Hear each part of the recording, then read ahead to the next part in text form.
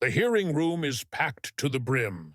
Cameras flash relentlessly, their lights bouncing off the polished wood of the long congressional table. Microphones hum, poised to catch every word, while reporters clutch their notepads, pens hovering like vultures over a fresh kill. At one end of the table sits Alexandria Ocasio-Cortez, her dark red blazer a bold splash of color, hair pulled back into a tight bun, eyes glinting with a resolve that's become her trademark. Across from her, Tom Homan, former ICE director, cuts a stark contrast. His dark gray suit hangs on broad shoulders, his face etched with the kind of lines only decades of hard choices can carve. Between them, an invisible line separates the Republican committee members from the Democrats, a silent battleground drawn in glances and posture. The air feels thick, heavy with anticipation, like the moment before thunder cracks the sky. The committee chair, Texas Republican Representative Jim Carver, leans into his microphone, his voice a deep rumble that fills the room. Today's hearing is about the enforceability of immigration policies and the legal limits of certain representatives' efforts to inform the public. Mr. Homan, the floor is yours. Homan doesn't hesitate. He leans forward, planting his hands on the table like a man staking a claim, his eyes locking onto AOC with an intensity that could melt steel. Thank you, Mr. Chairman. I didn't come here to play political games or trade sound bites. I've spent 30 years in the field, chasing down cartel smugglers across desert borders, breaking up human trafficking rings in the dead of night, staring into the eyes of men who'd sell their own kin for a profit. I've seen the worst of humanity, and I've fought it with everything I've got. But what we're facing now? This is something else entirely. Representative Ocasio-Cortez calls it educational materials. I call it a step-by-step guide to dodging ICE. She's out there telling immigrants, don't open the door, stay silent, demand a lawyer. This isn't some civics lesson about constitutional rights. This is a playbook for helping people break the law, plain and simple. The room falls silent for a heartbeat, the weight of his words sinking in. Then a low ripple of whispers spreads through the crowd, reporters scribbling, aides exchanging glances. AOC doesn't flinch. She tilts her head slightly, a calm smile tugging at her lips as she leans into her mic, her voice steady and measured. Mr. Homan, let me ask you something. Is it a crime to teach someone their rights? Is reminding people of the Fifth Amendment, the right to remain silent, the right to an attorney, somehow illegal in your world? Talking about ICE tactics isn't about evasion. It's about keeping people alive in a system that often preys on the vulnerable. You call it a dodging guide. I call it a survival manual, because that's what it is. Survival for people who've got no one else in their corner. Homan's face hardens, his jaw tightening like a coiled spring. He slams his hand down on the table. Bam! The sound reverberating through the room like a gunshot. Survival? That's a load of nonsense. Don't dress it up in pretty words, Representative. You're out there teaching people how to evade ICE, how to slip through the cracks, how to avoid detection. It's like handing a criminal a playbook on hiding from the cops and calling it self-defense. I've spent my life enforcing laws that keep this country safe, and I'm telling you right now, this crosses a line. And yes, there are consequences for that. You don't get to play hero while undermining the system that holds us together. The cameras zoom in tight, capturing the fire in Homan's eyes, the subtle tension in AOC's shoulders. Reporters go wild, their pens scratching out what's already shaping up to be the quote of the day. AOC doesn't blink, but her fingers curl slightly against the table's edge. The first salvo has been fired, and the room feels like it's holding its breath for the next blow. AOC's office is a quiet island in the storm, bathed in the soft glow of a desk lamp. She sits at her desk, a laptop open before her, a coffee mug steaming at her side, its contents long gone cold. On the screen, a video she posted to social media after the hearing loops silently, the captions flashing her words. "If ICE stops you on the street, ask this: am I free to go? If they say yes, walk away. If they say no, say, I'm exercising my right to remain silent and I want a lawyer. If they come to your door, you don't have to open it unless they have a judge-signed warrant. These are your rights. Knowledge is your power." The video's a wildfire online, millions of views racking up by the minute, thousands of fire emojis flooding the comments, shouts of "AOC is queen" and "this is what leadership looks like." But the backlash is just as fierce. She's protecting criminals. Sounds like a mob boss coaching her crew. AOC stares at the screen.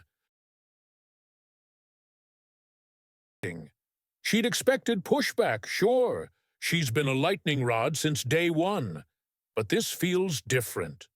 Homan's words from the hearing keep clawing at her. There are consequences. Her phone buzzes, snapping her out of it. It's Maria, her aide, her voice crackling with urgency. "AOC, Fox News is tearing you apart right now. They're running a segment called AOC Helps Immigrants Escape Justice." Hannity's practically frothing at the mouth. "What's the plan?" AOC takes a deep breath, steadying herself. She can feel the weight of the moment pressing down, but she's not about to buckle. "Maria, this is war. They think they can scare me into silence, but they've got no idea who they're dealing with. I'm filming another video, harder, sharper. I'm doubling down. The people need to know I'm still in their corner, no matter what." Maria hesitates on the line. "You sure? This could pour gas on the fire." "Let it burn," AOC says, her voice low and fierce. "I'm not here to play it safe." That night, she sets up the camera herself. No staff, no script, just her and the lens. She adjusts her blazer, takes a breath, and hits record. "Mr. Homan wants to paint me as a criminal for standing up for the powerless. But I say this: education isn't a crime. Knowing your rights isn't a crime. I won't stay quiet while ICE hunts people in the shadows, breaking families apart, terrorizing communities. This isn't just about immigrants. This is about all our freedoms. They can come for me, but they'll never stop this fight." She uploads it without a second thought, and the internet ignites. Supporters flood her mentions with praise. "She's unstoppable. This is why we elected her," while opponents sharpen their knives. "She's begging for a reckoning. Homan's gonna bury her." AOC leans back in her chair, watching the chaos unfold, a flicker of defiance in her chest. She's thrown down the gauntlet. What she doesn't know, what she can't know yet, is that Homan's been waiting for exactly this moment to strike back. The second day of the hearing feels like a pressure cooker about to blow. The room's electric, every seat filled, every eye trained on the table where Homan sits with a file in hand, his posture rigid with purpose. AOC watches him from across the divide, her gaze steady but her fingers tapping lightly against her notes, a rare tell of the nerves simmering beneath her calm exterior.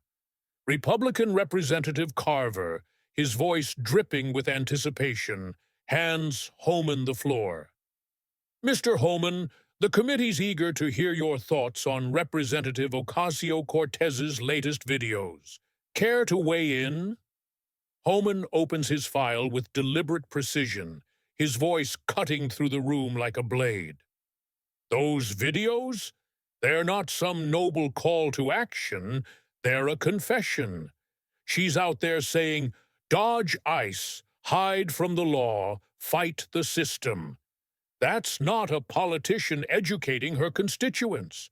That's someone actively undermining the rule of law. I've spent decades locking up people who think they're above it. Smugglers, traffickers, you name it. And I know a playbook when I see one. And let me tell you something, Representative... He shifts his stare to AOC, his eyes narrowing. The Department of Justice is watching every move you make. The DOJ doesn't play games. You're in serious trouble now, and you'd better believe they're coming for you. The room goes dead silent, the air sucked out in an instant. AOC's face freezes for a split second. Her breath catches, her mind races, but she recovers fast, leaning into her mic with a voice that's all steel. Are you threatening me, Mr. Homan? Trying to turn the DOJ into your personal attack dog for some political vendetta? That's not justice. That's an assault on democracy itself. Homan's lips curl into a smirk, slow and dangerous, the kind of grin that says he's already won. Not a threat, Representative, a fact. You're aiding and abetting lawbreakers, and you don't get a free pass just because you've got a title. The DOJ doesn't care about your speeches or your fan club. They care about the law. And trust me, they don't mess around. Chaos explodes. Reporters leap to their feet, shouting questions over each other. Is the DOJ really investigating? What's AOC's response as cameras flash like strobe lights? Democrats exchange wide-eyed looks, some whispering furiously, others frozen in shock. Republicans grin like they've just hit the jackpot, a few even clapping Homan on the back as he leans back in his chair, arms crossed, victorious. AOC sits still, her face pale, her hands clenched beneath the table. She's used to fighting, used to winning with words and will. But this feels different. Homan's dropped a bomb, and the fallout's just beginning.